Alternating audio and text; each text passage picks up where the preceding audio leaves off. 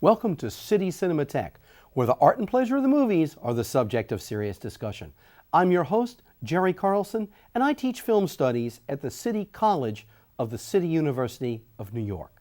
Today, it's our pleasure to screen the 1986 Academy Award-nominated film Un Hombre de Exito, A Successful Man, directed by Humberto Solás, one of the key directors of the Cuban cinema.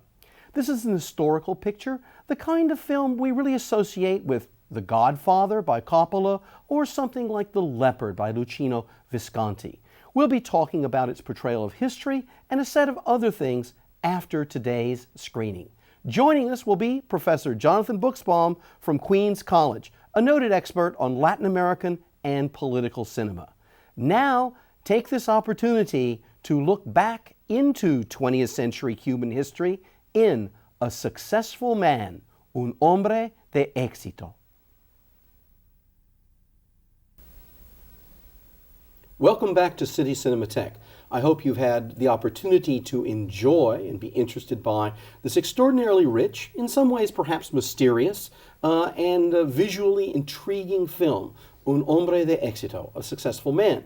To talk about a number of aspects of the film, we have rejoining us here on City Cinematheque. Nice to have you back. Professor Jonathan Buchsbaum of Queens College of the City University of New York. Johnny is an expert on political cinema taken as a whole globally, Latin American cinema, and is most recently, and that is actually right now, the author of a new book, Cinema and the Sandinistas, Filmmaking in Nicaragua, 1979 to 1990.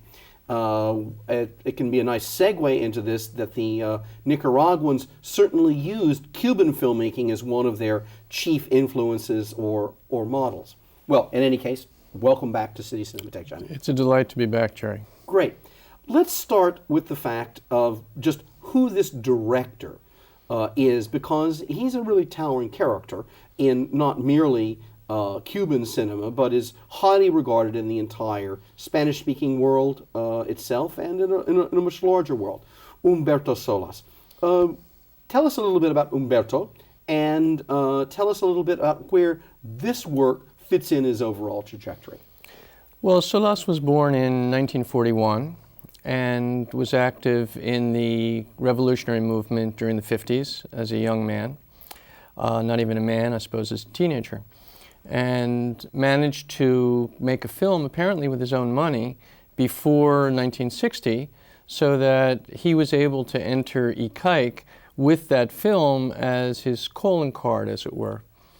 ICAIC being, just for those who may not have just know about this, is the Cuban Film Institute, the official agency making film in Cuba. And ICAIC is not only the Cuban Film Institute, but when it was founded as an autonomous, separate entity directly under Fidel Castro. Once Solás was there, he made a number of short films, as did most of the other beginning filmmakers at ICAIC, and he exploded on the scene with a number of other filmmakers in the Année Mirabile of 1968 when he made Lucia. It was right around the time that Tomás Gutiérrez Alea made Memories of Underdevelopment, which I'm sure has been shown on this show. Indeed it has. As well as The Adventures of Juan Quinquin, another film which was probably the most popular film ever made in Cuba among the Cubans. Made by Julio Garcia Espinosa. Exactly, author of a famous manifesto called For an Imperfect Cinema. So once he established his reputation with that film, and that film was often associated with the liberation of women. It takes place in 3 historical periods, and he continued to make films after that, though one of the next films that he made in 1972, Un Día de Noviembre, was actually not released for 6 years, which we can talk about perhaps a little bit later, the reasons behind that. And he also made, in addition to some other films during the 1970s, the most expensive film ever made at ICAIC, called Cecilia, which turned out to be a scandal and a disaster, I think unanimously attacked by the critics, and we can talk a little bit about what may have been behind that. And after making another film in the 80s, he made this film, Hombre de Exito, in 1986. So that's basically his trajectory, and I think he was somewhat buffeted by the criticism and by his own orientation toward filmmaking, which perhaps was not in sync with some of the non-ICAIC criticisms of the development and direction of ICAIC. Right. Oh, well, this has to do with this question you implanted earlier about the relationship of ICAIC to the aims of the Cuban Revolution, and the relative autonomy or lack thereof of ICAIC through the years. How do you see this film fitting in with that set of issues? Well, in order to follow the film, first of all, you have to know something about the history behind it, which starts off in 1932, I think. And this was a time, this was a very convulsive period in Cuban history because there was a lot of political jockeying going on. It was the first appearance on the political scene of the generation that came of age after the independence of Cuba in 1898. So it was a convulsive period in the sense that there were a lot of players in the political scene. At the same time, political life was very corrupt, and it was the first appearance on the scene of the activity of radical movements, including student movements, including the Cuban Communist Party. So if we look at the development seen through the main character, Javier, in the film, we see that he could be described essentially as an opportunist. Right. Starting off as a revolutionary himself, and in fact, not only a revolutionary, but an extreme left, a kind of ultra-left revolutionary, because he's the one that plants the bomb, Indeed. which he's criticized for by his comrades in the Communist Party, including his brother, who warns him that they're losing confidence in him. We see him later in 1937 at the great celebration of the association with the Spanish Civil War, where the Cuban aristocracy and elite are obviously now supporting Franco in Spain and the Axis powers, specifically Germany, so that we see the swastika on the flag, and we see this very kitsch presentation of a Wagner opera, Right. which is something that he's been drawn to, that is, the director's been drawn to, this kind of operatic style throughout his career. So if we see him as an opportunist, that is, if we see Javier as an opportunist over the course of the film, and that's seen later also as he puts the series of photographs on the wall Right. in his office after each of the parties that he attends, which is a way of narratively collapsing a number of years, essentially from 1940 up to, let's say, the victory of the revolution in 1959. Now, what's interesting about that in relationship to ICAIC is that there was a movement toward institutionalization in certain ways of the revolution in the mid-70s, where they had the first Communist Party Congress in 1975, I think. Then there was the Constitution that they wrote in 1976, and the formation for the first time, after all of these years, since 1959, of a Ministry of Culture. And now ICAIC came under the control of the Ministry of Culture. It was no longer answerable only to Fidel Castro. Right. So this was part of a process of a certain orthodox communist line of both politically and aesthetically, so that there was a movement toward a kind of what Solás calls populism, and that we might think of more as socialist realism in the Cuban sense, where that was the platform for attacking Ikaik. And here, after you have this movement in support of populism at Ikaik, they make the most expensive film ever made, a super production called Cecilia, which was a failure critically and commercially. So that set back, in a way, Ikaik's progress, and only later in the decade, by 1988, did they then regain some of their autonomy and form units, creative units under the best-known directors at Ikaik. So with that as background, Solás was attacking, and he said as much in interviews, he was attacking this development of pressure to straitjacket them into a form of socialist realism. And in fact, apparently his original ending for this film was to have Javier arrested by the rebel army.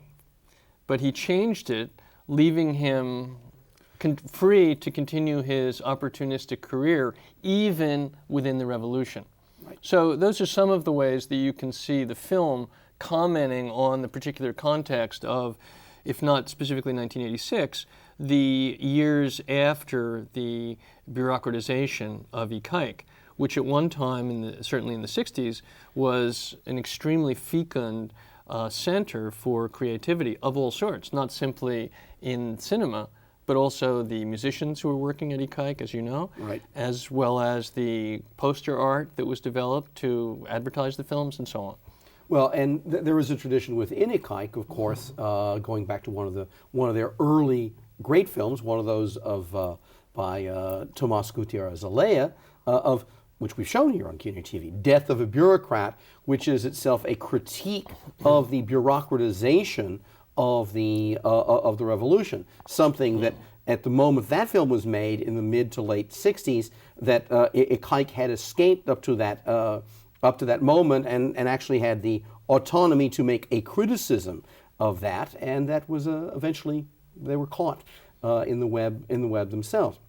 But in a way, with that film, I think, having been made in the 60s, Death of a Bureaucrat, that was before the revolution really became institutionalized as it did later on, right, when there was a certain kind of hardening of various lines and, if you like, hardening of political arteries, so that there was probably more opening in the 60s to criticize it because it wasn't yet official policy in a sense. It was about still the disorganization of the years following the revolution. Well, and also one would note in contrasting these two films something that's that underlines your point in that in the first, the appropriate mode of criticism is farcical satire.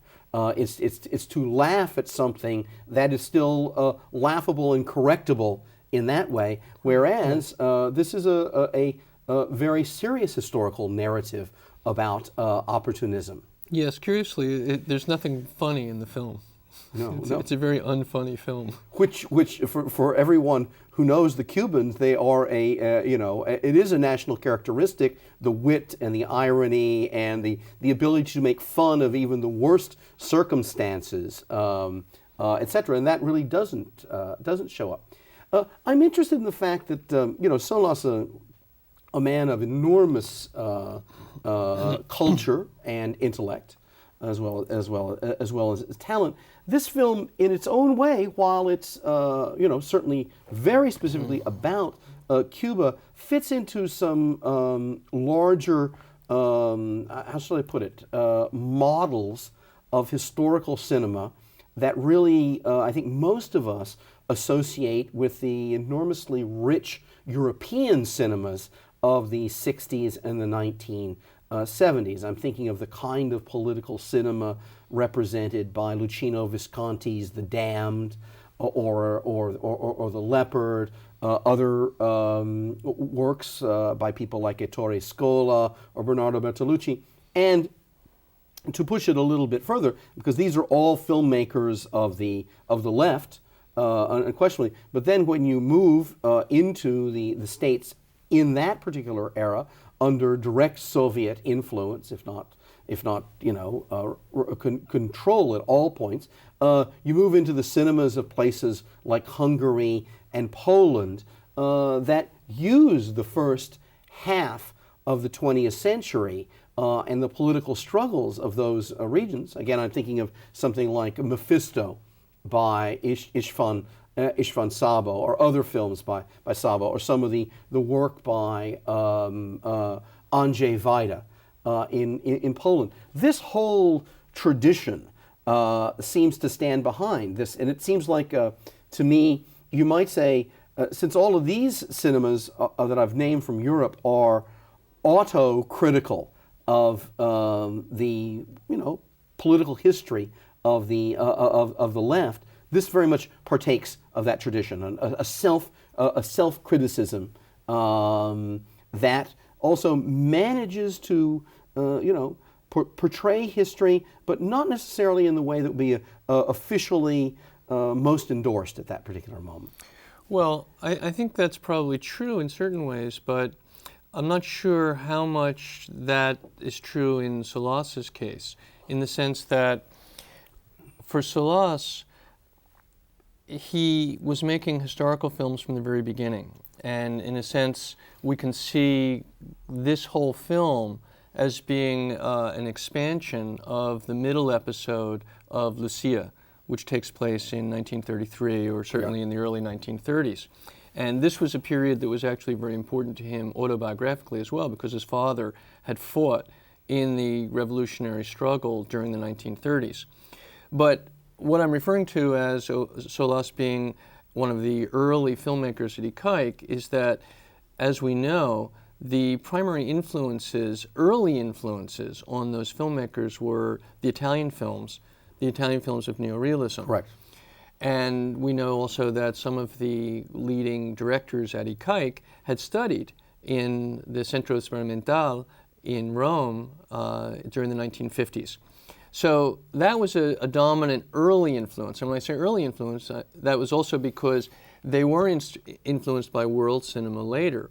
The French New Wave was very important to them, certainly all the Italian films, and the Eastern European films probably as well. That's why I said, yes, I think that's true.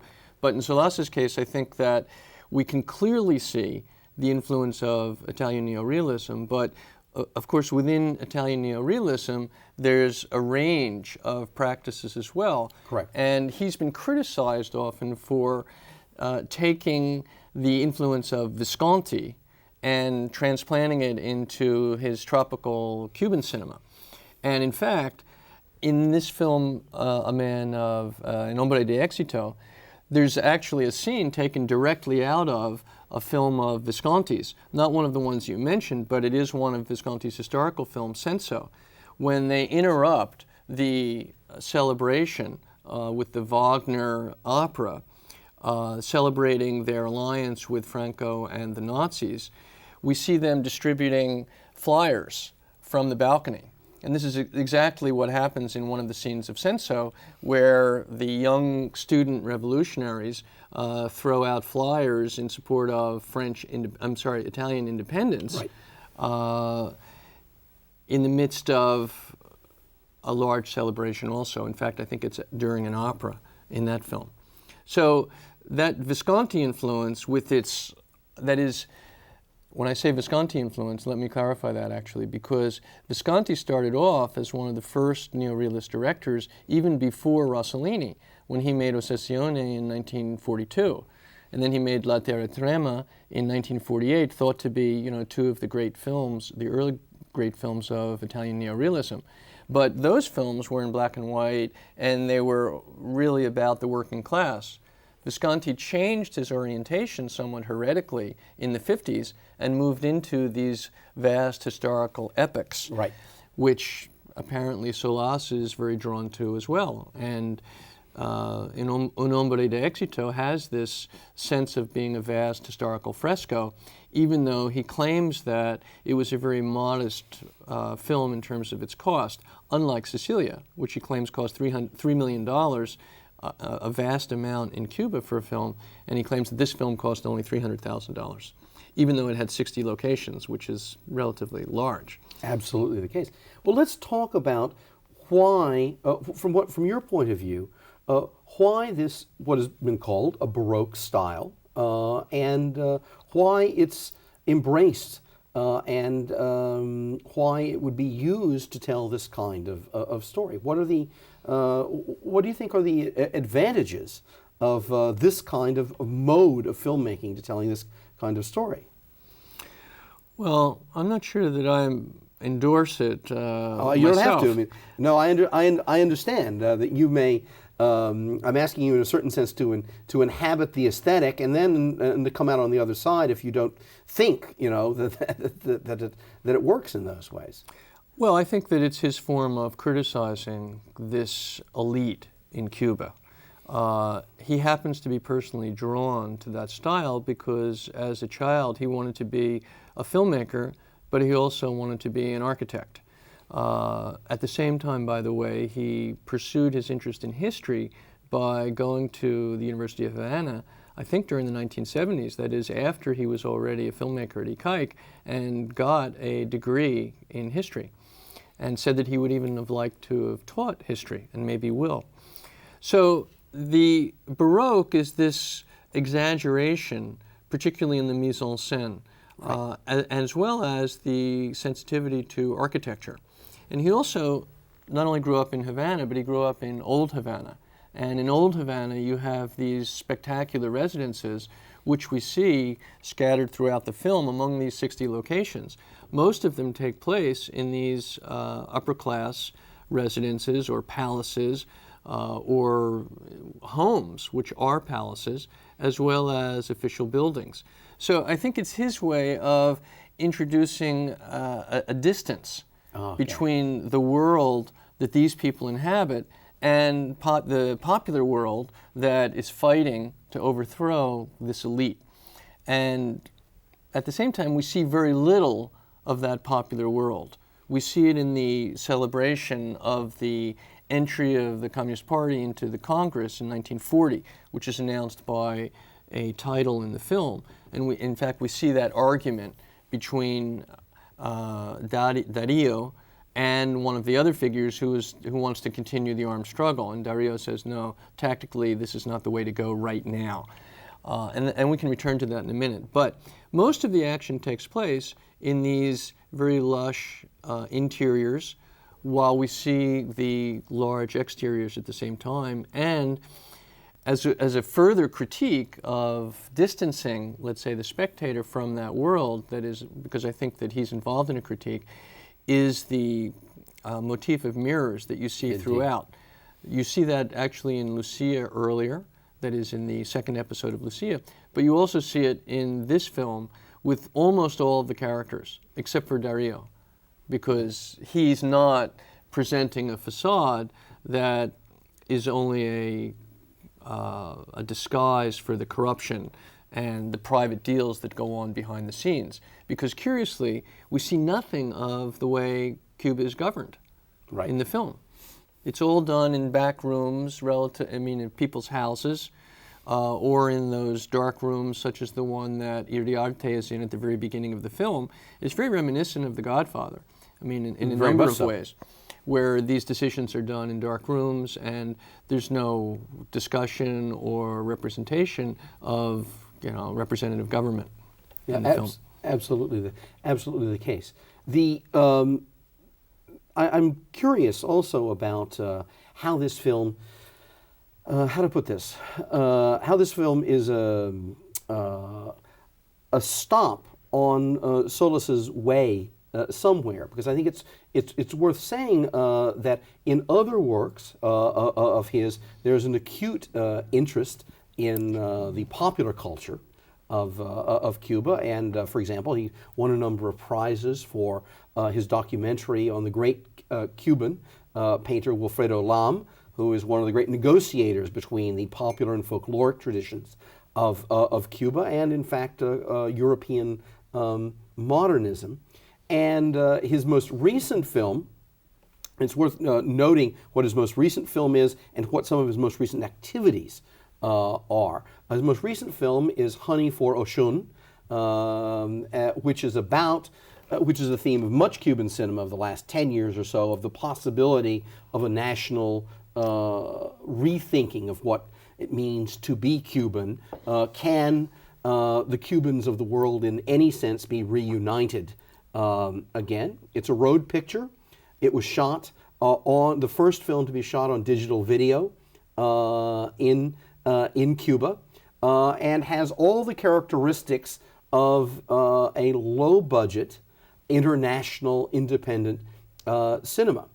And it's available in the United States. It's been shown actually here on cable rather widely. And more recently, he has been the proponent of following from the theorizing of his good friend Julio Garcia Espinosa of el cine de un pobre cine, a poor cinema, but not meaning poor in the sense of quality, but rather in the sense of, with the new technologies available, how can you get these technologies into the hands of people to tell their own stories in their own way, and has actually founded a new film festival in Cuba, Festival del Pobre Cine. So this is yet another step in the road of someone who's very engaged with history and very engaged with cinema, and has made the most expensive film in Cuban film history, but now is on the side exactly of how you can tell stories, with the least expensive means possible, but with one hopes the maximum impact. Well, I think that this poor cinema idea is perfectly consistent with the imperfect cinema idea in the manifesto for an imperfect cinema, in the sense that I think Garcia Espinosa was really talking about breaking down the barriers between people who make films and amateurs, let's say, who could make films, workers who could make films. He thinks that everyone should be able to make films. And with the advent of video technology now, everyone does have access to filmmaking. And I think there's a fairly active amateur filmmaking group in Cuba working on films as well. There's actually a national video, independent National Video Association in Cuba.